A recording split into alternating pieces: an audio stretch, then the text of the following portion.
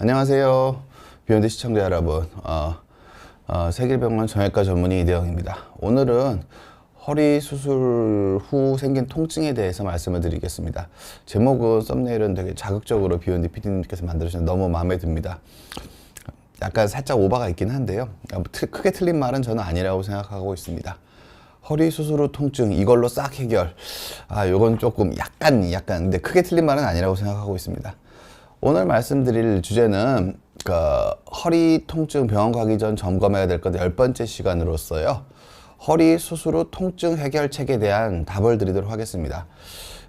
우리나라는 기본적으로 척추 유압술이 상당히 많이 이루어졌습니다. 최근에는 저를 비롯해서 양방향 내시경을 하시는 선생님들이 생기면서 이제 감압술의 비중이 상당히 교과서적으로 교과서에 나와 있는 것처럼 감압술의 비중이 높아지고 있긴 하지만 얼마 전까지도 절대적으로 유압술의 비중이 매우 높았기 때문에요. 유압술을 하신 분들이 허리 통증으로 고생하시는 분들이 너무너무 많습니다. 그런데 유압술 하신 분들은 자기 치료했던 선생님들 위엔 다른 데 가서 자세한 설명을 못 들으시는 경우가 많기 때문에 허리가 불편하신데 적절한 치료를 못 받고 고생하시는 분들이 너무 많습니다.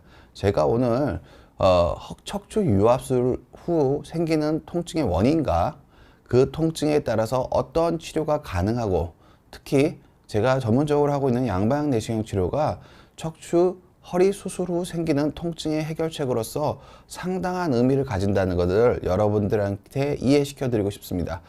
허리 수술 후 통증이 있으신 모든 분들이 이 영상을 보시고 좋은 정보 얻어 가셨으면 합니다. 9편은 허리 수술 2번 생각하자는 주제로 제가 유압술과 감압술에 대해서 체계적인 이해를 시켜드린 강의였다고 생각을 하고 있습니다.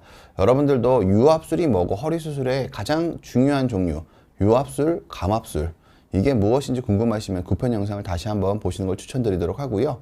척추 협착증의 9편 요약을 말씀드리자면은 척추 협착증의 수술은 신중하게 결정하셔야 됩니다.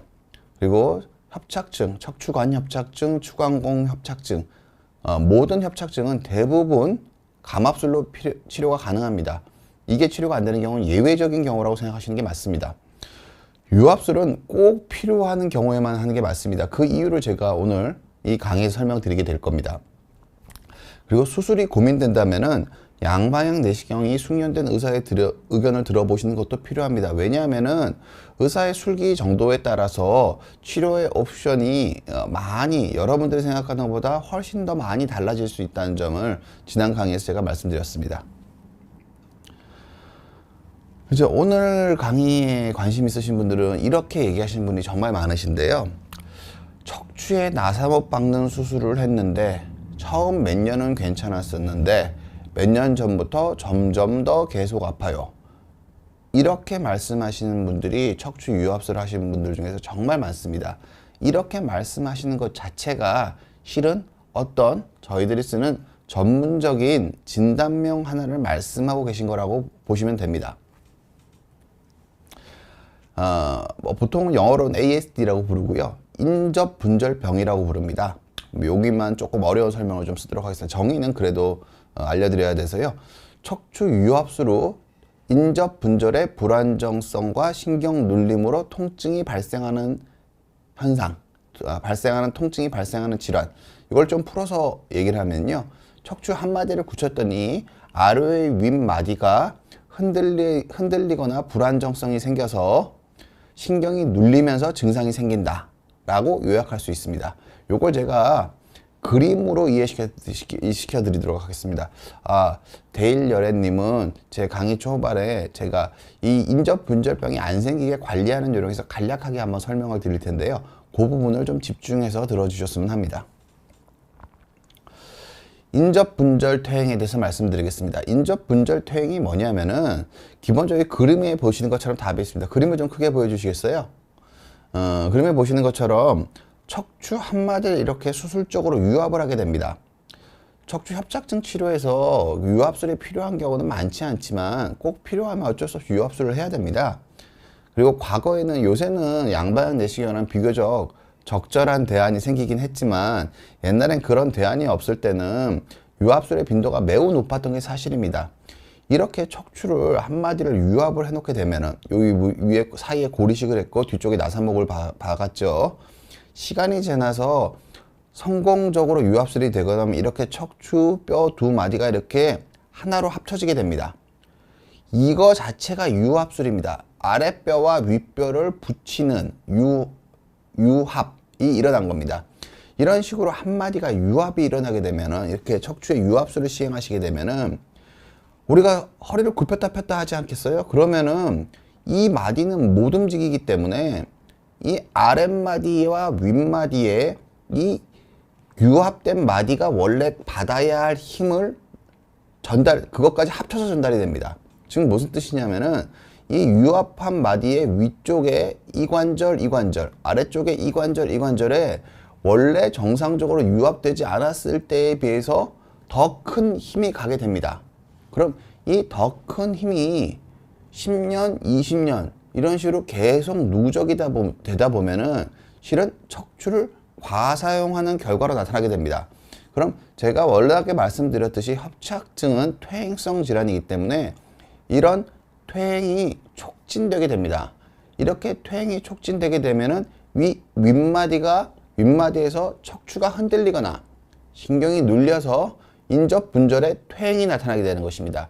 이게 척추 유압술을 신중하게 생각해야 되는 가장 중요한 이유입니다. 물론 척추 유압술의 초기에 그런 것들은 수술적인 술자의 노력으로 대부분 극복이 가능합니다. 수술을 아주 잘 하시는 선생님이 수술을 하시거나 특히 양방향 내시경 같은 걸로 수술을 하시게 되면은 원칙적으로 척추 유압을 이루는 건 크게 부담이 되지가 않습니다. 근데 유압을 이렇게 해놓고 나도 이 윗마디에 떨어지는 증가되는 힘은 이 마디를 붙인 거에 따른 필연적인 현상이기 때문에 증가되는 것은 어쩔 수가 없습니다. 이걸 제가 그림으로 다시 한번 설명드리도록 하겠습니다. 척추 두 마디를 유압하신 분이신데요. 이분이 편한 자세로 있을 때는 이렇게 척추뼈가 이렇게 곱게 서 있습니다. 그런데 굽히시게 되면은 이렇게 위에는 굽혀졌는데 아래는 안 굽혀지신 게 보이시죠? 여기 케이지라고 부르는데 이렇게 지지대를 넣어서 안을 다 받쳐놨습니다. 가만히 있을 때는 이렇게 서 있는데 앞으로 굽히시면 위에는 휘는데 밑에는 안 움직입니다. 그럼 여기만 엄청나게 움직이겠네요. 여기 힘이 집중이 됩니다. 편 자세를 또 보도록 하겠습니다. 위에는 펴졌는데 밑에는 여전히 똑같습니다. 그럼 또 이 관절에 힘이 많이 집중되게 됩니다. 이런 식으로 장기적으로 근데 이거는 한 번에 그런 게 아니라 이렇게 고정을 해두고 나면은 일상생활의 모든 영역에 있어서 이런 식으로 윗마디의 힘이 더 커지게 됩니다. 그럼으로써 이 윗마디에 협착이 잘 생기게 됩니다. 이 윗마디에 생기는 협착을 인접분절 퇴행이라고 부르게 됩니다. 유압수로 인접분절 퇴행의 치료법에 대해서 말씀드리도록 하겠습니다.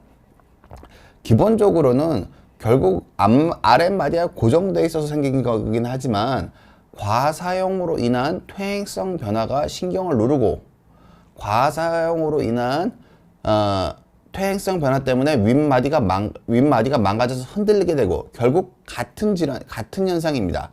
그래서 그렇긴 한데 치료 자체는 협착증과 유사하지만 다른 면이 있습니다. 제가 크게 유사하면서도 어떤 점이 다른지를 설명을 드리도록 하겠습니다. 제가 맨날 가장 자주 설명드리는 환자 증상에 대한 얘기인데요. 이 증상을 잘 설명하시는 것들이 환자분이 유압술을 받으실지 감압술을 하실지 환자분이 어떤 치료를 하실지 결정되는 가장 결정적인 요소입니다. 다시 한번 설명을 드리면은 환자분이 허리가 아프다고 우리가 생각을 하십니다. 허리가 아프다고 오셨는데 곰곰이 생각해보면 허리가 아니라 오른쪽 엉덩이 부분이 아프신 분도 계시고 왼쪽 엉덩이 부분이 쪽이 아프신 분도 계시고 이 허리가 아프신 분도 계십니다. 이 가운데가 허리입니다. 실질적으로 우리가 관용적으로 부르는 허리 말고 실질적으로 척추뼈가 있는 부분은 이 한 가운데에 비교적 5cm 남짓 아주 좁은 영역입니다. 그리고 이게 벨트가 지나가는 선이라고 보시면 되고요.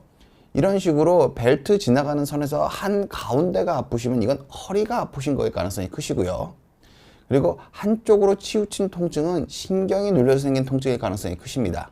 그리고 신경성 통증은 피로가 누적되면서 증상이 생기는 경우가 많고요. 많이 걷다 보면 불편해지시는 경우가 많고요. 어느 정도 뭐 5분, 10분, 20분, 30분 이렇게 걷다 보면 통증이 생기시는 경우가 많고요.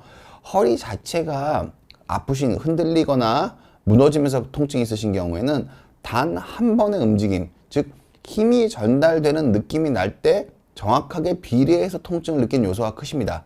그래서 허리 자체에 통증이 있는 경우랑 여기서도 신경이 눌리는 통증이 있는 경우에서 치료법은 달라질 수밖에 없습니다.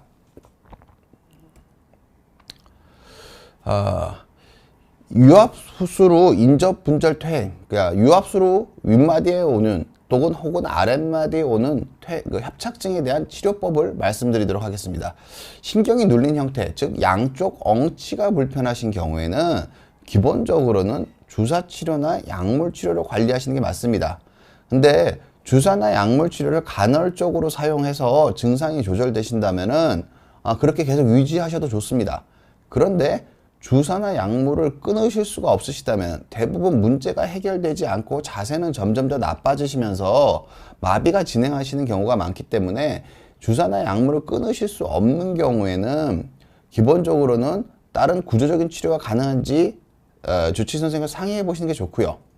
근데 이런 경우에 주사나 약물 치료가 일반적으로 효과가 좀 더 적습니다. 왜냐하면은 아래쪽이나 위쪽에 유압이 되어 있기 때문에 협착 부위의 주사 치료에 대해 약물이 정확하게 도달하기가 어렵습니다. 주변에 수술이 돼 있고 유착이 좀 있기 때문에 주사 치료나 약물 치료의 반응이 좀 떨어지고, 게다가 협착이 유압수로 해놓은 부위의 퇴행성 변화 때문에 어느 정도 통증이 있으시기 때문에 상대적으로 주사 치료나 약물 치료 효과가 좀 떨어지는 것이 사실이긴 합니다. 제가 백리애님의 질문에 답을 좀 드리도록 할게요. 1년 전 요추 4번 후궁절제술, 현미경 수술했습니다. 그때 발등, 종아리 저림이 심했어요. 지금은 허리 엉치 통증이 너무 심해서 일상생활 불편함이 따릅니다. MRI상 요추 4번, 5번, 척추 1번 디스크가 많이 달아있는데 통증을 다스리는 중에 향후 유압술까지 안 가려면 어떤 생활 습관을 가져야 될까요?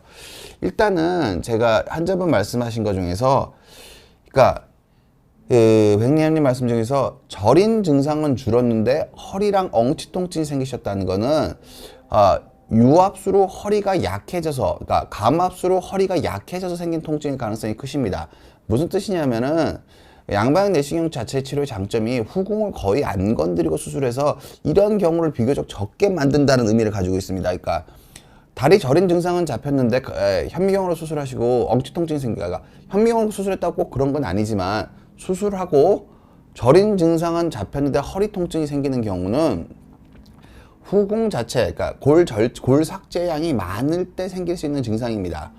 어찌됐든 환자분이 체중을 실었을 때 통증이 생기는 요소가 허리나 엉치 통증이 계속 심해지는 요소가 있으시다면은 척추의 퇴행성 변화가 후궁 절제술한 쪽으로 편측으로 삐딱하게 기울어서 주저앉는 느낌이 있거나 흔들리는 상태시면은 유압수를 생각해 보시는 게 맞고요.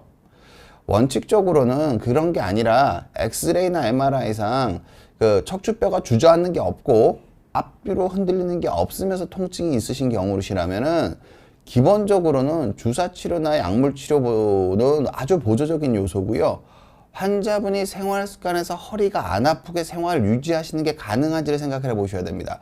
무슨 뜻이냐면은 환자분이 일상생활하면서 물건을 들거나 허리를 숙일 때 허리에 반복적인 통증이 일어나신다면은 원칙적으로는 장기적으로 유지하시기가 어렵습니다. 왜냐하면 계속 더 무너지시니까 더 나빠지는 걸 반영하는 게 통증입니다. 기계적인 힘에.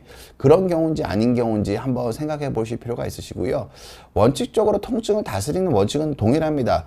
유튜브 창에 제 이름을 쳐보시면은 제가 운동에 대해서 강의한 게 있거든요.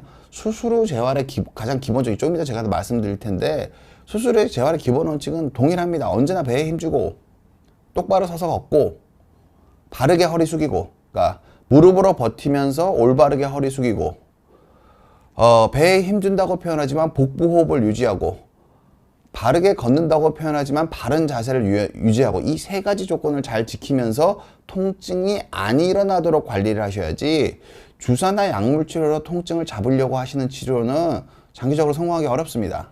백리혜님한테는 제가 이렇게 말씀드리도록 할게요. 제 강의를 좀 참조하셨으면 좋겠습니다. 지난번 두 번째, 인접분절, 유압수로 인접분절의 퇴행의 치료법에 대해서 말씀드리겠습니다. 신경 눌림, 그러니까 시술한 경우, 시술은 여러 가지가 있습니다. 신경 성형술, 고주 풍선 확장술, 고주파 등등 여러 가지 치료가 있는데요. 여러분들한테 시술에 대해서 명확하게 말씀드립니다. 시술이 구조를 바꾸면 시술이라고 안 부릅니다. 구조를 적절하게 바꿀 수 있는 수술이라고 부릅니다. 여러분들은 수술이란 말을 싫어하시지만 저는 의사로서 저는 어떻게 생각하냐면요. 수술만이 근본적인 치료입니다. 시술이라고 부르는 것들은 척추 영역에서는 근본적인 치료가 될 수가 없습니다. 적절하게 많은 양의 조직을 떼내고 잘 정리를 하게 되면은 기본적으로는 그 부분은 수술이라고 부르게 됩니다.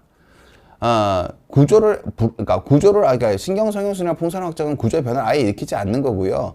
고주파 치료 같은 디스크를 약간 태우는 건데 그 약간 태워가지고 MRI상 수술 직후에 고주파 수액 성형술을 하고 바로 MRI 찍었을 때 상태 변화가 명확하게 나타난 경우가 많지 않습니다. 그러니까 시간이 오래 지나서 디스크가 퇴행이 진행돼서 쭈그러든 것처럼 보이는 거를 고주파 때문에 했다고 단정하기는 조금 어렵습니다. 원칙적으로 치료 직후에 구조적인 변화가 없는 거기 때문에 추간공 성형술도 그러니까 추간공 확장술도 대부분 수술 직후에 찍은 MRI 보면은 구조 변화가 없는 경우가 훨씬 더 많습니다. 그러니까 구조 변화가 없는 치료는 시술이고요. 그건 근본적으로 통증 치료라고 보시면 됩니다. 근본적인 치료가 아닙니다. 그런데 그 유압수로 인접분절 퇴행 같은 경우에는 기본적으로 밑에 유압이 되어 있기 때문에 주변에 유착이 상당히 좀 있는 편이고 허리 자체에 통증이 있으시기 때문에 많은 경우에 시술은 충분한 효과를 내기가 어렵습니다. 그래서 척추 유압수로 인접분절 퇴행해 오신 분들이 갖는 가장 큰 고통은 어느 병원에 가도 선뜻 치료를 잘 안 해준다는 점, 그런 것들이 상당히 환자분들이 고통을 많이 겪고 계신 부분이기도 합니다. 데일여래님, 전 8월에 4번, 5번 협착증으로 감압수술을 받았습니다. 증상은 허리 통증보다 종아리 시림이 너무 심하고 통증이 심해서 감압수술을 했는데 지금도 시리고 저리고 수술 전보다 허리 통증이 더 심합니다. 진통 패치랑 말초신경약, 통증약 복용 중입니다. 아침 조깅 2시간 걷기 하고 있습니다. 발바닥 통증도 함께 있습니다. 저만 유독 통증에 민감한가 고민 중입니다. 신경이 많이 죽어 있어서 살아날 때까지 시간이 걸린다고 들었습니다. 제가 요 내용은 제가 자세히 설명한 건 유튜브에 제 이름 치시면은 제가 운동 강의 2편에 보면은 요 수술 직후 그리고 일정 기간 지나서 오랜 시간이 지나서 남아있는 통증에 대해서 각각 어떻게 생각하시는지 옳은 답인지 제가 답한 게 있으니까 그걸 좀 참조하시고요. 제가 일단 설명을 드리도록 하겠습니다. 결국 제일 중요한 거는 수술 전보다 통증이 상당히 줄어든 상태에서 남아있는 통증이 있으신 거는 환자분 말씀하신 것처럼 신경이 살아나기까지 시간이 걸리는 기간이라고 보실 수가 있습니다. 그런데 이것도 좀 정도의 차이가 있습니다. 무슨 뜻이냐면은 수술 전에 운동신경마비, 무감각 같이 신경이 거의 죽어있는 상태면은 이건 회복이 되지가 않습니다. 무감각한 건 감각이 살아나지 않습니다. 단지 무감각한 거를 감압수를 해놓으면은 보통 어떤 식의 반응을 보이게 되냐면은요, 원래 있던 거랑 상당히 다른 이상한 종류의 통증이 되게 돌아가면서 계속 일어나게 됩니다. 그런데 그 통증은 보통 사라지는 게 아니라 그 무감각한 거랑 그 이상한 느낌은 보통 한 2, 3년 정도, 2년 정도 시간이 지나면서 서서히 적응이 됩니다. 감각은 돌아오지 않고 그 짜증나고 이상한 불편한 느낌은 서서히 적응되는 방식으로 나중에 시간이 지나서 세월이 지나서 생각해 보시면은 느낌은 다르고 뭔가 불편한 느낌은 나는데 나는 불편하지 않다 정도로 적응이 되시는 경우가 제일 많습니다. 그러니까 환자분이 치료 전에 그러니까 근력이 떨어져 계시고 감각이 무감각한 경우까지 진행했던 경우 그렇게 말씀드릴 수가 있고요. 수술 전보다 허리는 지금 통증이 심하신 경우는 제가 말씀드린 거랑 마찬가지입니다. 수술 전보다 허리 통증이 심해지신 거는 감압술을 하는 과정에서 후관절을 어느 정도 건드리냐와 관계가 있습니다. 보통 교과서적으로는 50% 이하만 건드리면은 불안정성이 생기지 않고 추후에 전방전이나 그런 거 진행되지 않는다고 알려져 있는데요. 제 경험상은 그 50% 기준도 되게 모호하고요. 적게 건드리면 적게 건드릴수록 허리 통증이 생길 가능성이 적습니다. 저는 그래서 양방향 내시경이 좋다, 그러니까 훌륭한 치료법이라고 생각합니다. 그러니까 감압술로 하든 현미경 감압술로 하든 양방향 내시경을 하든 상관이 없는데 후관절을 적게 건드린 경우가 허리의 불안정성 초래와 허리의 통증이 적어집니다. 저는 제 경험상으로 양방 내시경 일반적으로 후관절을 적게 건드리기 유리합니다. 아무튼 후관절을 50%만 건드리지 않으셨다면 허리가 밀리는 허리 통증은 시간이 지나시면 아직 한 2개월 반 정도 지났으니까 점점 더 줄어드실 겁니다. 그리고 치료 전에 감각이 둔한 부분이 있으셨다면 적응되는 쪽으로 갈 거고요. 치료 전에 감각이 둔한 정도까지 아니셨으면 대부분 한 3, 4개월 정도면 상당한 정도로 회복이 되십니다. 그렇게 이해해 주셨으면 좋겠습니다. 제가 또 말씀드리면은. 그리고 수술 후 유압수로 인접분절 퇴행이 생겼을 때는 허리 통증이 생겼을 때입니다. 이런 경우는 허리 통증은 정말 많이 흔들리기 전까지는 보호 운동, 그러니까 여러분들이 제가 강의에서 맨날 자주 말씀드린 거지만 스포츠가 아닙니다. 보호하는 생활 습관을 기르기 위한 운동으로 허리 통증이 안 생기게 관리하셔야 됩니다. 실질적으로 그러니까 유압수를 하시고 나서 유압수를 연장하시는 분들이 상당히 계시는데, 그런 분들 중에서 실제로 허리 통증 자체로 유압수를 연장하신 분은 극소수입니다. 다리가 저린 것 때문에 유압수를 연장하시는 분들이 계시는데, 그건 보통은, 전 추천드리지 않는 방법이고요. 아무튼 유압수를 후 허리 통증은 안 생기게 하시는 게 최선입니다. 안 생기게 하시는 게. 생활 습관으로 허리를 보호해 주셔야 됩니다. 그게 가장 중요하다고 제가 말씀드리도록 할게요. 허리 보호 운동이 뭐냐? 성희름님, 인접분절 퇴행은 무조건 오는 건 아니죠. 보통은 연구들을 보면 5년 정도 지났을 때 30% 정도 온다고 되어 있긴 한데요. 시간이 지나면은 조금 더 증가하겠죠. 그런데 제가 성희름님한테 말씀드리고 싶은 거는 인접분절 퇴행의 가능성은 무조건 증가합니다. 그건 팩트인데요. 기본적으로는 환자들마다 생활 습관이 다 다릅니다. 무슨 뜻이냐면은 매일 무거운 물건 들고 허리 동그랗게 말았다 폈다 하는 사람이랑 배에 힘 딱 주고 걸을 때 바로 걷고 무릎으로 버티면서 허리 올바르게 숙이는 사람이랑 척추의 수명이 같을 수가 없습니다. 그러니까 저는 조심스럽게 유압수를 하시고 언제나 배에 힘 주면서 복부호흡 하시고 수술 전이랑 다르게 허리 쫙 펴고 똑바로 걸으시고 허리 숙일 일 있을 때마다 무릎으로 버티면서 바른 자세로 허리 숙이시면은 인접분절 퇴행 걱정 그렇게 하실 필요 없습니다.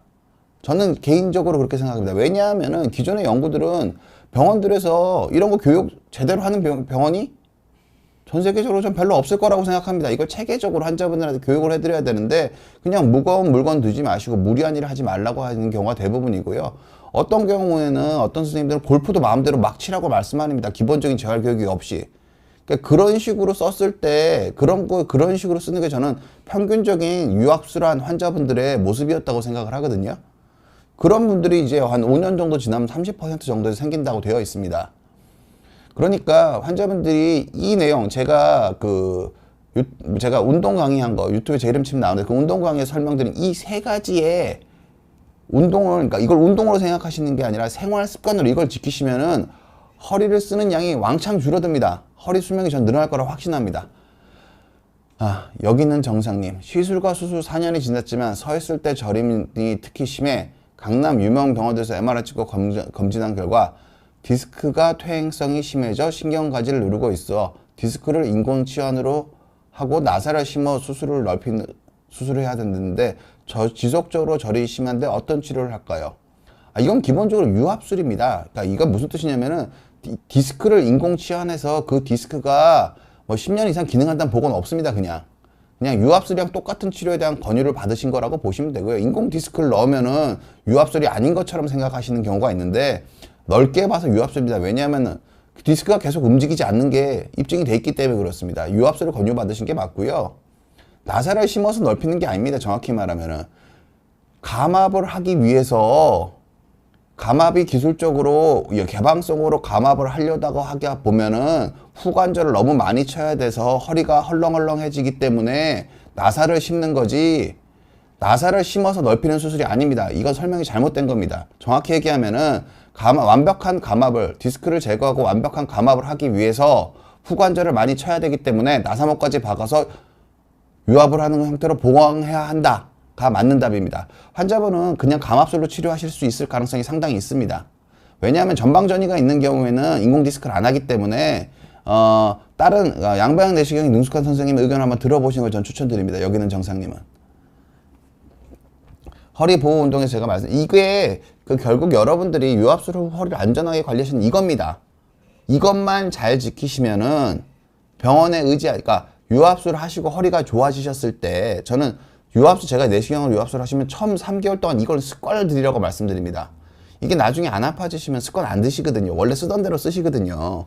그럼 당연히 허리가 더 빨리 망가집니다. 아래 위가. 생활 습관에서 처음에 수술하고 초기에 이것들을 생활 습관으로 만들어서 생활하는 방식이 바뀌어 주셔야 됩니다. 그게 여러분들이 허리를 오래 쓰기 위한 유일한 대안입니다. 저는 환자분들한테 맨날 말씀드립니다. 제가 말씀드리는 게 뭐냐면은 안 아프게 하는 치료랑 다시 안 아파지는 건 내용이 다른 겁니다. 무슨 뜻이냐면은 안 아파지기 위한 치료, 주사, 수술, 시술 뭐 다 포함됩니다. 그 다시 안 아파지는 재발을 막는 거는 운동이랑 생활 습관입니다. 즉 아픈 거를 운동해서 안 아프게 하려면은 성공하기 어렵습니다. 안 아파지는 건 쉬는 거, 주사, 약물, 시술, 수술로 안 아프게 하시는 거고요. 물론 구조적인 변화까지 만들어서 오래 가는 게 좋고 구조를 해치지 않는 치료가 더 좋은 건 맞습니다. 하지만 결국은 안 아프게 하는 치료입니다. 수술도 크게 봐서는. 그리고 다시 안 아파지기 위한 치료는 기본적으로는 생활 습관이랑 재활입니다. 이걸 두 개를 섞어서 주사 치료를 충분히 하면 내가 허리를 막 써도 허리를 잘 견딜 수 있다고 생각하는 생각은 무조건 실패하게 되어 있습니다. 잠깐만 생각해 보시면 알 수 있는데 그런 거를 믿으면서 맹목적으로 주사를 맞으신 분들이 상당히 많다는 게 저는 안타깝습니다. 수술을 고려하셔야 되는 상황에 대해서 말씀드리도록 하겠습니다. 보존적인 치료가 실패할 때 너무너무 아프면 수술 생각해 보셔야겠죠. 그리고 자세가 유지가 안 됩니다. 꾸부정한 자세로 계속 다니시게 되면 척추가 더 빨리 망가질 수 있기 때문에 수술을 생각해 보셔야 되고요. 다리 힘이 점점 떨어지면 이것도 수술을 생각해 보셔야 됩니다. 그런데 여전히 똑같습니다. 일반적인 협착증 치료 방식이랑. 허리 통증은 비교적 잘 견뎌집니다. 유압술을 하고 인접분절의 인접분절의 퇴행으로 신경이 눌리는 경우는 많은데 이 윗분전만 너무 덜렁거리게 되는 경우는 원래 안 덜렁거렸던 허리가 그렇게 어느 날 갑자기 왕창 덜렁덜렁거리게 변하지 않습니다.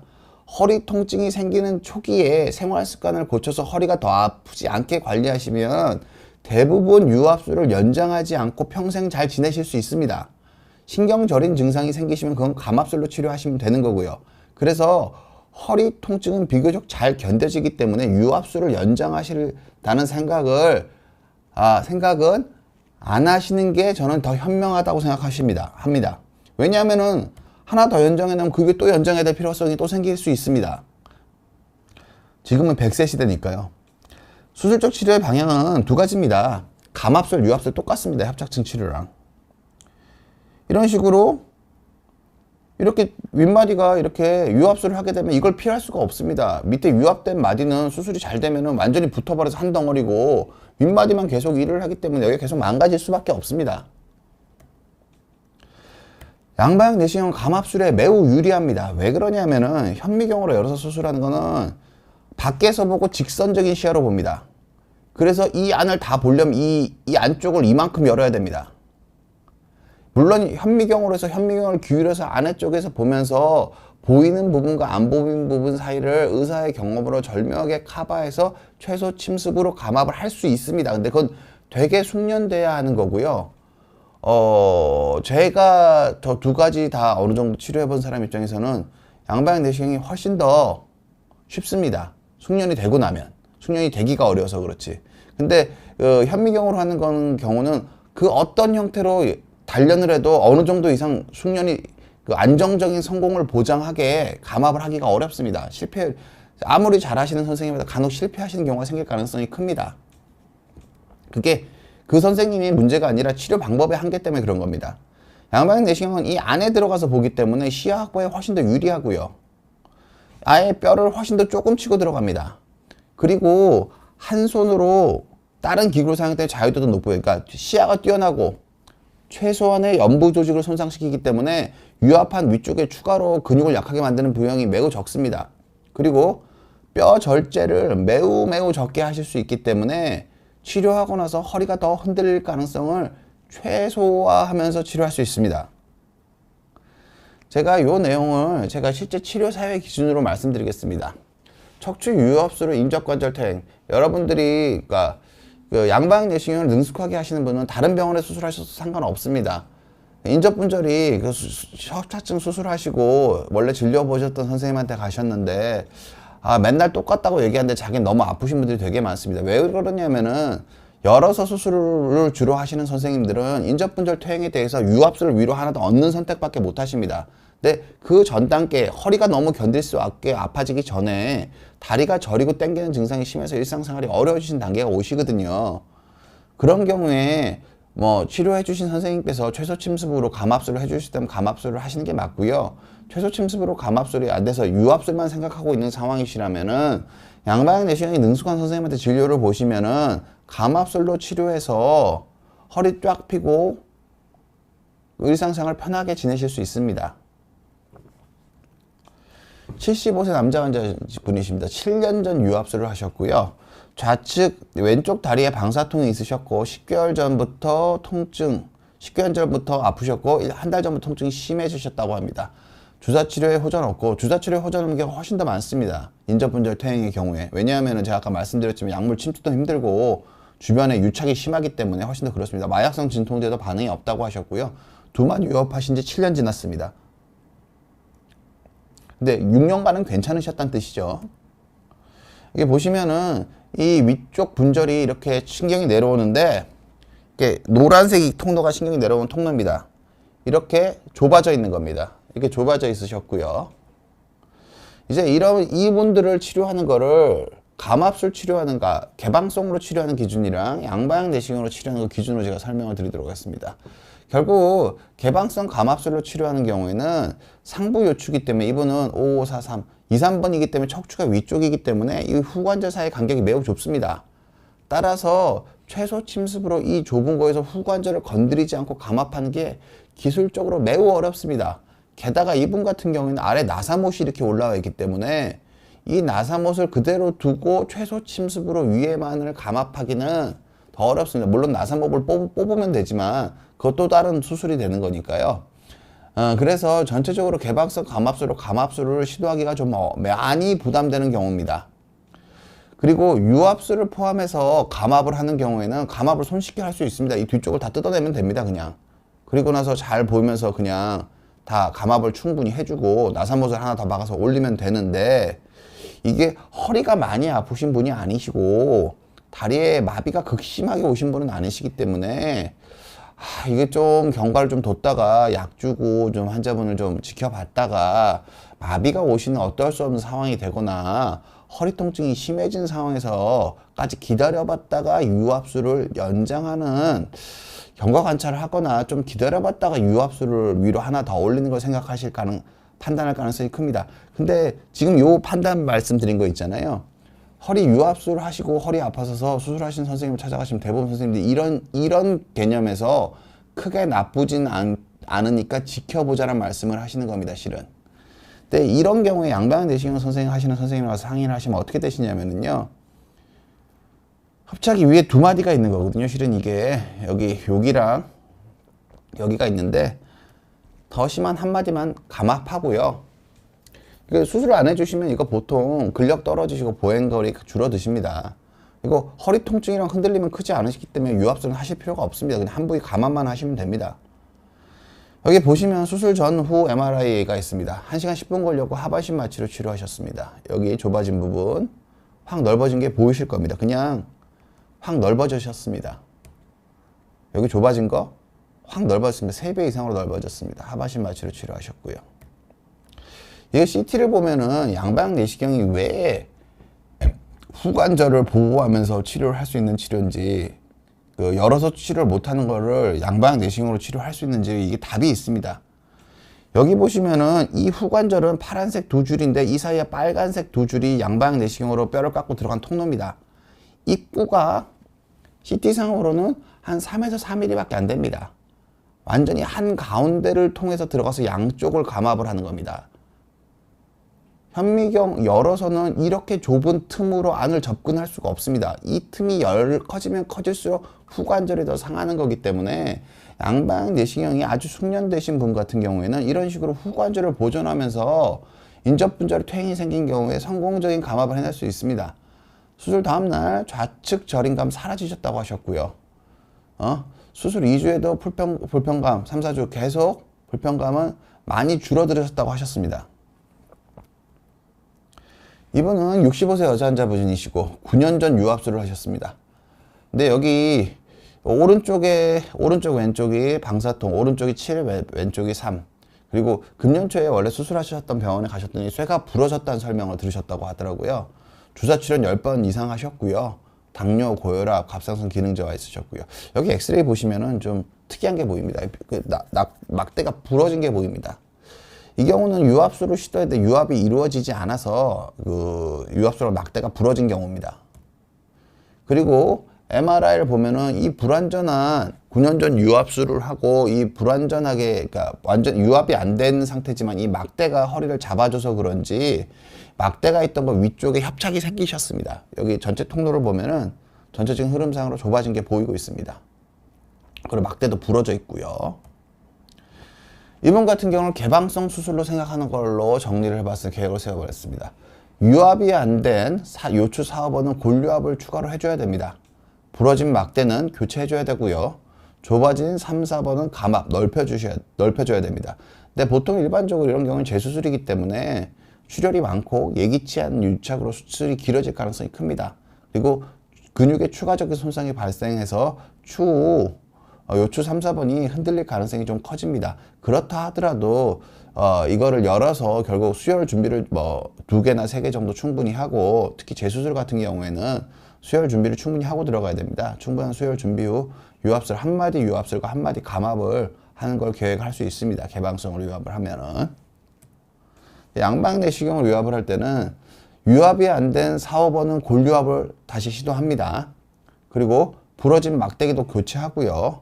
째지 않고 좁아진 3, 4번은 감압을 해줍니다.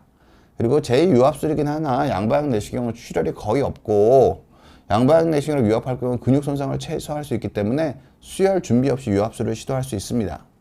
물론 위쪽도 하나 감압을 같이 해주고요. 보시는 것처럼 치료 전후입니다. 여기 좁아져 있는 부분이 확 넓어진 게 보이실 겁니다. 이렇게 넓어졌고요. 좁아진 부분이 확 넓어졌습니다. 이쪽 검었던 인대가 다 없어졌죠. 그리고 여기 부러진 막대가 이어져 있습니다. 여기 부러진 막대가 2개가 이어져 있습니다. 실은 나사못을 다시 재고정했습니다. 그리고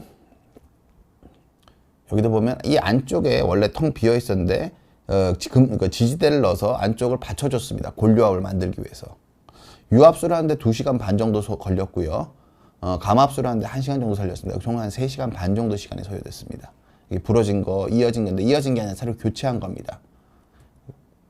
여기 금속 지지대, 안쪽에 지지대 넣어놓은 거고요. 보시면은 양방 내시경을 유압으로 하면 유압이 잘 되겠어요. 여러분들이 신기하게 생각하시는데 잘 됩니다. 여기 보시는 것처럼 여러분들도 보시면은 아시죠? 여기 뼈가 있는데요. 이 뼈랑 뼈 사이에 이 공간에 골 이식된 뼈가 이렇게 많이 들어가 있습니다. 이렇게 많이 들어 있습니다. 골 이식 결과는 최소 3개월 이상 지나고 겸허 엑스레이로 붙는 걸 겸허하게 확인해야 되겠지만, 일반적으로 저는 이 정도 수준의 골 이식이 되면은 뼈가 안 붙을 가능성은 매우 낮게 봐도 된다고 생각을 합니다. 종판을 거의 건드리지 않고 거의 완벽하게 어마어마한 양의 골 이식을 해 넣었습니다. 근데 양방 내시경으로 치료했지만 이 치료를 째지 않고 할 수 있습니다. 열어서 수술했던 거를 재수술을 하는데도 절개 없이 가능합니다. 보시는 것처럼 열어서 옛날에 한마디 유압술 했을 때 이 정도 절개가 있었는데요. 그 나사못 2개, 부러진 막대기 2개 빼고 나사못 다시 받고 감압 2군데 했는데, 여기 보시는 것처럼 이 정도 절개로 치료가 가능합니다. 3시간 반 무절개, 무수혈, 근육 보존이 가능했습니다. 수술 후 3일째 다리 증상은 확 줄어드셨다고 합니다. 물론 허리는 아프다고 하십니다. 제가 세 번째 사례 보여드리도록 하겠습니다. 이분은 10년 전 유압술 하신 분이고 연세가 꽤 많으셨습니다. 우측 하지 방사통이 있으셨고요. 수년 전부터 통증이 있으셨고 금년에 한 2개월 전부터는 통증이 심해서 지팡이를 짚기 시작하셨다고 그러셨습니다. 이분 그 엑스레이를 보면은 여기 안에 뒤쪽에 극돌기 사이에 좀 극돌기인데 약한 걸 보강하는 치료를 해줬는데 흔히 하는 치료는 아닙니다. 흔히 하는 치료는 아니고 저는 개인적으로 선호하는 치료는 아니고요. 그리고 이 디스크 사이에 지지대를 하나 넣어줬는데 이따 하나를 넣어서 이쪽에 유압을 시도했습니다. 그러니까 그러니까 디스크 사이에는 지지대를 하나를 넣고 이 뒤쪽을 보강해주면서 유압을 시도한 건데요. 기본적으로는 여기 보시면 여기 지지대가 있습니다. 요게. 그런데 이게 뭐 이따 보여드릴 유압은 되지 않았습니다. 유압을 시도했지만 10년 전에. 물론 근데 이분은 그동안 좀 잘 쓰셨다고 하시고요. 최근 증상이 생기신 거는 그래도 10년 전이니까 최소 5, 6년은 잘 쓰신 거니까요. MRI를 보면 이렇게 척추뼈가 CT를 보면 척추뼈가 이렇게 뭐 삐딱삐딱하게 다 휘어 있습니다. 여기 보시면 3, 4번에 신경이 가운데로 있으면 한쪽으로 이렇게 치고 들어와서 신경이 한쪽으로 밀려버렸고요. 5번 천추 1번도 추간모공이 거의 안 보일 정도로 막혀 계십니다. 그리고 4번 5번에 유압술한 데는 불유압 상태이십니다. 보시면은 이런 식으로 신경관이 한쪽으로 밀려 있고 아래쪽 5번 천추 1번은 추간모공이 거의 보이지 않는 상태가 되어 계셨습니다. 이분은 개방성 치료로 수술 계획을 세우면은 이분 좀 많이 좀 힘들어지십니다. 무슨 뜻이냐면은 이게 전체적으로 변형이 너무 심한 척추기 때문에 변형이 너무 심한 척추고 그리고 4번, 5번이 기존에 유압술이 되어 있으나 이게 뼈가 실제로 붙지가 않았습니다. 불유압이 됐습니다. 뼈가 이어지질 않아서 불유압이 있으셨고요. 그리고 5번 천추 1번 추간모도 변형이 심하고 바로 위쪽에 불유압됐던 걸 유압을 또 해줘야 되기 때문에 개방성으로 이거를 감압술로 치료하기가 매우 곤란합니다. 그러면 이거를 3마디를 유압술을 해주셔야 되는데 84세 어르신을 3마디를 열어서 유압을 하시면 환자분 몸이 견디기가 어려우세요. 그래서 수술을 포기하거나 아니면 3마디 유압술을 강행해야 되는데 이 두 가지 다 환자분한테 최선의 선택은 아닐 가능성이 커 보입니다. 제가 조금만 더 설명을 드리고 답변 드리도록 할게요. 그래서 이번 같은 경우에는 양방 내시경이 능하신 분은 이거 3, 4번 그냥 감압하면 되고요. 5번 천추 1번 변형이 심한 것도 그냥 감압만 해주시면 됩니다. 그냥 두 부위 감압만 하면은 이 문제는 손쉽게 해결이 될 수 있는 문제입니다. 이게 열어서 수술하면은 3마디 유압술이 내시경으로 치료하면 두 부위 감압술로 바뀐 겁니다. 열어서 수술하면 전신 마치고 수혈을 3마디 하시려면 필은 한 3개에서 4개 정도는 여유 있게 준비하시는 게 좋거든요. 그 정도 수혈에 전신 마취하는 수술이 째지 않고 내시경으로 하반신 마취를 한 치료로 바뀌게 되는 겁니다. 여기 보시면은 한 2시간 정도 소요됐고요. 3, 4번 감압해준 모양입니다. 척추신경이 이렇게 한쪽으로 밀려 있는데 동그랗게 됐고요. 이렇게 한쪽으로 밀려 있는데 동그랗게 변했습니다. 5번 천추 1번 이렇게 좁아져 있는 부분이 확 넓어졌습니다. 수술 후 2주째 원래 통증이 10분의 1로 줄어드셨다고 그러셨습니다. 양방향 내시경으로 2시간 정도 소요됐고 하반신 마취로 치료하셨습니다. 제가 뭐 요약을 해서 말씀드리자면은 유압술 최소화와 자기관절 보존 치료가 가능하게 해주는 게 양방향 내시경을 이용한 감압술입니다. 양방향 내시경이 유리한 이유는 안에서 보는 치료이기 때문에 뛰어난 시야를 얻을 수 있습니다. 그리고 최소한의 골삭주에 저 같은 경우는 후관절을 거의 건드리지 않고 거의 모든 경우에 감압이 가능하다고 생각하고 있습니다. 그리고 최소한의 골삭제 그리고 후관절을 건드리지 않기 때문에 양방향 내시경은 기존 개방성 수술이 하지 못했던 치료까지 하고 있다고 저는 감히 조심스럽게 이렇게 생각하고 있습니다. 물론 이 모든 내용은 양방향 내시경 자체가 아주 숙련된 선생님한테만 해당됩니다. 양방향 내시경으로 출혈이 없이 깨끗한 시야를 얻을 수 있을 때만 신경 손상 가능성을 최소화하고 골절제를 최소화하고 수술할 수 있기 때문에 양방향 내시경을 하시긴 하시지만 골절제가 많으신 분들은 이런 혜택을 전혀 누릴 수가 없습니다. 오히려 피가 출혈 조절이 안 돼서 수술이 좀 더 위험해지는 경우도 있을 수 있습니다. 일단은 그래서 여러분들께서 유압술을 하시고 내가 너무 아픈데 유압수를 연장하는 것밖에 내가 답이 없다고 생각하셨던 분들은 양방향 내시경을 능숙하게 하시는 선생님한테 다른 해결책이 있는지 꼭 상의를 해보셨으면 합니다. 이제 답변을 좀 드리도록 해요. 김수정님, 요추 4, 5번이 안 좋다고 그러시는데 자고 일어나면 왼쪽 머리, 팔, 다리, 허리 저리다가 조금 움직이면 괜찮아지시는데 어떤 치료를 해야 될까요? 일단 원칙적으로 요추 4, 5번이 안 좋으신 거랑 머리 아프신 거랑은 상관이 없습니다. 보통 환자분들이 내 한쪽이 아프시다고 많이 말씀하시는데 그거는 풍이 걸리면 그럴 수 있습니다. 머리, 브레인, 그러니까 뇌에 문제가 있으면 반신마비가 오시는 건 그럴 수가 있는데요. 그러니까 허리가 문제가 있어서 요추 4, 5번이 문제가 있어서 팔 쪽에 신경에 영향을 미칠 수는 없습니다. 척추신경은 이렇게 내려서 밑으로 분질을 내기 때문에 아래가 눌린 게 위에 영향을 줄 수가 없습니다. 따라서 머리, 팔이 아프신 건 허리랑 관계가 없으신 거고요.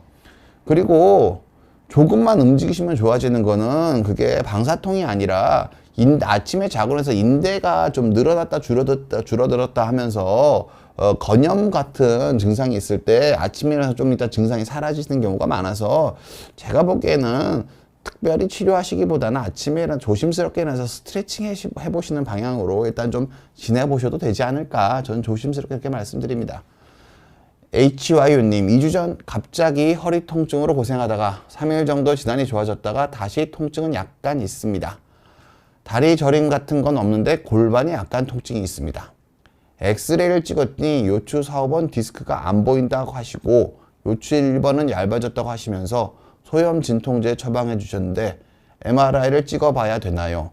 나이는 30대 후반인데 디스크가 안 보일 수도 있나요? 제가 이 말의 뜻을 정확하게 어떤 건지 잘 모르겠어서 제가 두 가지로 나눠 설명드리겠습니다. 원래 디스크 사이 공간이 적절하게 있어야 되는데 디스크 사이의 공간이 완전히 다 닫혀서 디스크가 없을 걸로 추정이 된다 라고 설명하시는 경우라면 MRI를 찍어 보셔야 될 것 같습니다. 30대 후반이신데 디스크 사이 공간이 다 닫혀서 디스크가 없을 걸로 추정되시는 경우면은 협착이 상당히 진행되어 있거나 신경이 눌려 계실 가능성이 있기 때문에 그건 MRI 찍어 보시는 게 맞을 것 같고요. 그냥 원래 디스크 사이 공간은 뭐 정상적인데 원래 엑스레이는 디스크가 원래 안 보입니다. 디스크는 연부조직고 엑스레이는 뼈를 보는 거잖아요. 여러분이 한 가지만 기억하시면 됩니다. 환자분들 설명을 드리면 엑스레이를 딱 올려드리면은 환자분이 되게 열심히 보시는데 그걸 보시고 신경을 찾으시는데요. 엑스레이는 뼈를 보는 검사입니다. 엑스레이는 무조건 뼈만 있습니다. 엑스레이를 아무리 열심히 해도 신경은 안 보입니다. 그래서 엑스레이에서는 신경도 안 보이고 디스크도 안 보이는 게 맞습니다. 그래서 만약 엑스레이 환자분이 뭐 엑스레이를 찍고 디스크가 보이냐고 물어봤을 때 의사가 디스크가 안 보이니까 MRI 찍어 보십시오라고 대답하신 거면은 통증이 심한 경우는 아니시니까 조금 약 먹고 물리치료 해보셔도 괜찮지 않을까 저는 조심스럽게 그렇게 생각을 합니다. 그리고 이번 강의 요약에 대해서 말씀드리겠습니다.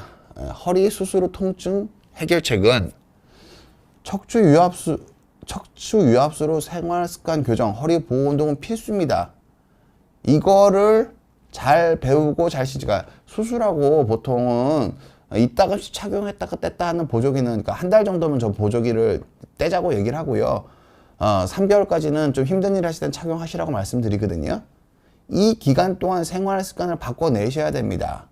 허리가 망가지셨던 그 생활 습관에서 바꿔내지 못하고 배에 힘주는 버릇 못 들이시고 허리 똑바로 펴고 걷는 바른 자세 못 만드시고 허리 굽혔다 폈다 할 때 허리 동그랗게 마시면서 무거운 물건 드시면은 분명히 인접분절 퇴행이 오신다고 보시면 됩니다. 왜냐하면 지금 100세 시대고 70대에 유압수를 하셔도 20년 사시는 분이 많습니다. 5년이 아니라 70대에 유압수를 하셔도 20년 사시는 분이 많다고요. 유압수를 하신 분은 꼭 생활 습관을 바꾸셔야 합니다. 그걸 안 바꾸고 어떤 용한 치료를 받아서 내가 허리가 낫기를 바라는 건 이루어질 수 없는 꿈입니다. 그렇게 보시면 되고요. 인접분절의 퇴행은 대부분 감압술로 치료가 가능합니다. 제가 아까 말씀드렸지만 인접분절이 흔들리는데 이게 원래 전방전이 때문에 흔들리는 게 아니기 때문에 퇴행성으로 전방전이가 되는데 되게 천천히 진행합니다. 허리가 아프기 시작한 초기에 다리 저린 증상은 감압술로 잡으시고 허리 아프기 시작한 초기에 생활 습관을 그때라도 고쳐서 그러니까 흔들림이 더 진행만 하지 않으면은 유압술 위로 연장하지 않아도 됩니다. 그러니까 인접분절의 퇴행은 대부분 감압술로 치료가 가능합니다. 그리고 유압술의 연장은 꼭 필요한 경우, 허리가 윗마디가 너무 헐렁헐렁거리거나 기계적으로 힘이 전달될 때 허리 한 가운데가 못 견디게 아플 때, 그때만 하시는 게 나중에 후회 안 하십니다. 한 마디 했다가 두 마디 했다가 세 마디 했다가 네 마디 하시는 분을 봅니다, 실제로. 그렇게 다른 치료하신 분을. 그럼 그분은 한 마디 치료할 때마다 거의 6개월씩 날리신 건데 4년을 그렇게 날리시고도 여전히 아파하십니다. 그러니까 유압술 연장은 정말 최초의 유압술을 하시는 것만큼이나 신중하게, 물론 의사 선생님들 물론 훨씬 더 신중하게 생각합니다. 최초의 유압술 할 때보다. 그렇긴 하지만 환자분들도 유압술 연장은 정말 신중하게 생각하셔야 됩니다. 유압술로 허리 통증이 생겨서 수술이 고민되신다면은 꼭 양방향 내시경이 숙련된 의사의 의견도 들어보시고 치료 방침을 결정하시는 걸 전 강하게 추천드립니다. 예. 그리고 여기 있는 정성님. 감압술로 치료를 해서 아직 유압술은 하고 싶지 않아요. 정말 설명 감사합니다. 제가 환자분들한테 실제로 드리는 말은 뭐냐면요. 환자분들이 아무 선입견 없이 전 외래에서 얘기를 해주셨으면 좋겠습니다. 제가 유튜브 방송 좀 많이 나가고 환자분들 좀 뵙다가 보니까 어떤 식으로 말씀을 하시냐면은, 그러니까 허리가 그러니까 실제로 허리가 아프신데 허리가 안 아픈 것처럼 증상을 얘기한다는 의심이 좀 들 때가 있습니다. 그러니까 실제로 환자분께서 허리가 아프시면은 기계적 통증이 있으면 유압술을 하시는 게 환자분이 더 행복한 방법입니다. 왜냐하면은 양방 내시경으로 후관절을 거의 안 건드리고 감압술을 하면은, 근데 원래 허리가 하나도 안 아팠던 사람이 그걸 잘 견디는데요. 환자분이 아픈데 그걸 안 아팠다고 하시면은 수술하고 나면 아픈 게 드러납니다. 그러니까 유압술은 꼭 필요할 때 하시는 게 맞습니다. 저는 환자분들한테 진료를 볼 때 환자분이 해달라는 대로 하니까 제발 증상을 가감없이 말씀을 해달라고 말씀드립니다. 내가 유압술은 하기 싫어서 이 증상을 빼거나 더 넣거나 그러시면은 환자분한테 그 피해가 가실 수 있습니다. 그냥 자기 증상을, 그러니까 병원에 진료 보러 가시기 전에 여러 가지 공부를 하시고 마음을 안정을 찾으시는 건 좋은데요. 자기 증상은 가장 의사랑 솔직하게 상의해서 자기 증상이 뭔지를 확정하시는 과정이 환자분을 편하게 해드립니다. 그걸 좀 신중하게 생각하셨으면 하는 제가 당부 말씀드립니다. 통증이 심하지 않은데 MRI를 찍어보는 거 낫냐고요. HYU님. 30대 후반대 퇴행성이 그러니까 MRI 찍는 거를, 그러니까 통증이 너무 심했을 때 MRI 찍는 게 원칙적으로는 맞습니다. 그게 좀 더 옳은 말이긴 한데요. 30대 후반이신데 아까 말씀드렸던 것처럼 디스크 사이 공간이 거의 안 보일 정도로 좁아져 계셨다면은 저는 환자분들한테 실제로 권해드립니다. 제가 수술할 목적으로 찍는 건 아니라고요. 어떤 경우는 시술할 목적도 없는데 찍는다고 없지만 허리 상태를 한번 확인해 보시는 게 낫지 않겠냐고 제가 말씀드린 경우 저도 있습니다. 아니 30대 후반이면 앞으로 50년 정도 허리를 쓰셔야 되는데 이게 어느 정도 그냥 디스크가 전체적으로 관절이 망가지면서 디스크 자체 퇴행이 심해지면서 좁아지는 경우도 있고요.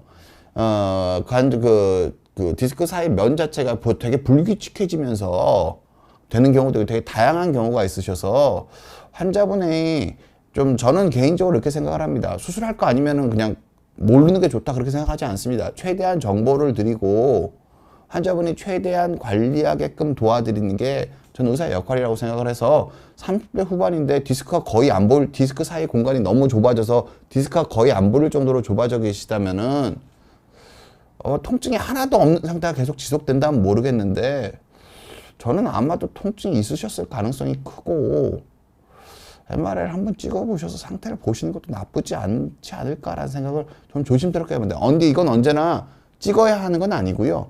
환자분의 선택이십니다. 그러니까 저로서는 그렇게 환자분한테 관리할 요령을 좀 알려드리고 싶을 것 같습니다. 환자분 상태가 어느 정도인지에 대해서. 그래요. 늦은 밤까지 제 강의 들어주셔서 너무너무 감사하고요.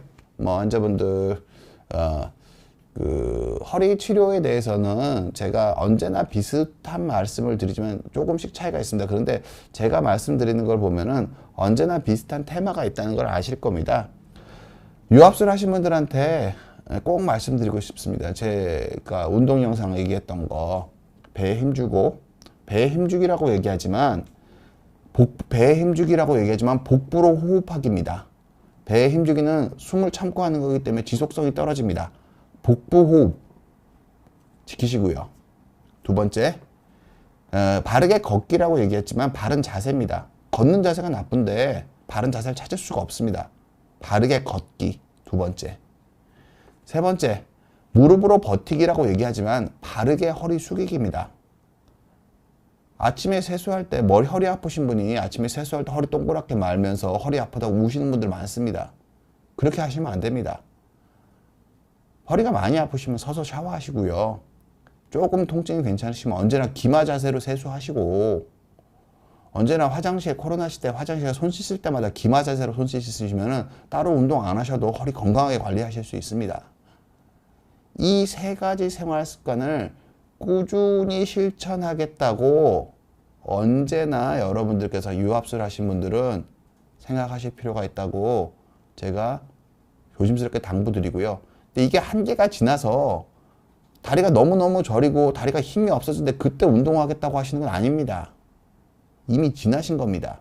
그때는 그거에 맞는 적절한 치료를 하시는 게 환자분들이 고생을 덜 하시는 길이라고 생각합니다. 버스 떠난 다음에 버스 잡으려고 하지 마시고요. 버스 떠나기 전에 관리 잘 하시는 게 여러분들을 행복하게 하는 길이라고 생각합니다. 늦은 시간까지 강의 들어주신 여러분들 너무너무 감사하고요. 다음엔 새해에 뵙겠습니다. 감사합니다.